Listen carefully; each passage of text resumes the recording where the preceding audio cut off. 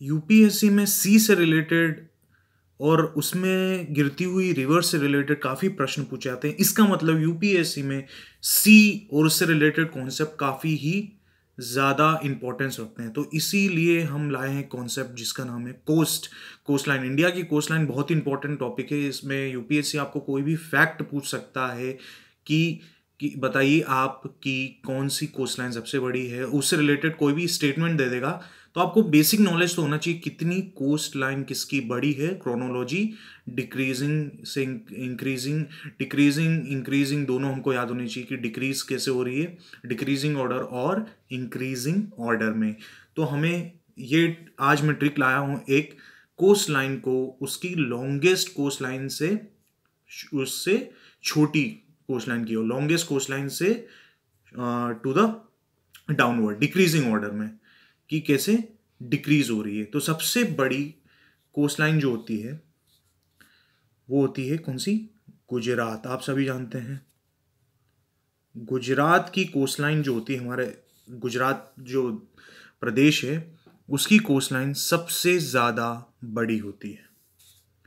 फिर उसके बाद आता है, अब आपको इसके बाद शायद ही पता हो, पता तो बहुत अच्छी बात है, कमेंट सेक्शन में बताइए। सेकंड नंबर पे आता है आपका आंध्र प्रदेश।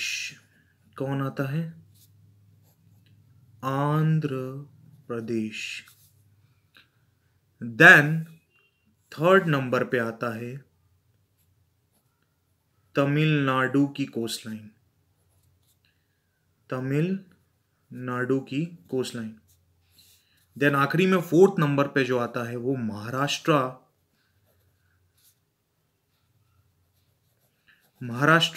की कोस्ट लाइन आती है। तो हमको क्या पता चला इससे? जी मैं बताऊं कि ये ट्रिक से याद कर रखा है। ठीक है, ट्रिक कैसे जाती है?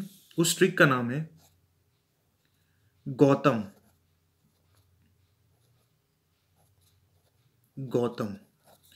जी for Gujarat, A for Andhra Pradesh, T for Tamil Nadu and M for आपका महाराष्ट्र। तो आप मेरे साथ बोलिए, G for Gujarat, A for Andhra Pradesh, T for Tamil Nadu and M for Maharashtra.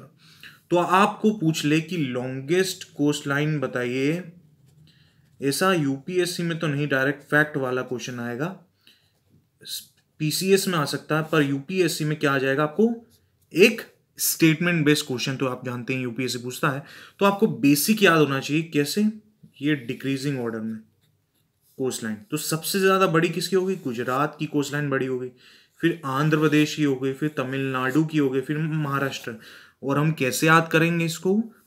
एक सिंपल सी ट्रिक द्वारा जिसका नाम है गौतम। गौतम मतलब G for Gujarat, A for Andhra Pradesh, T for Tamil Nadu and M for Maharashtra. तो ये कोस्ट लाइन का डिक्रीजिंग ऑर्डर की क्रोनोलॉजी हो गई। तो क्या आपको याद रहेगा? इस ट्रिक से याद रहेगा तो आपका please like the video and share with your friends. Thank you and subscribe the channel.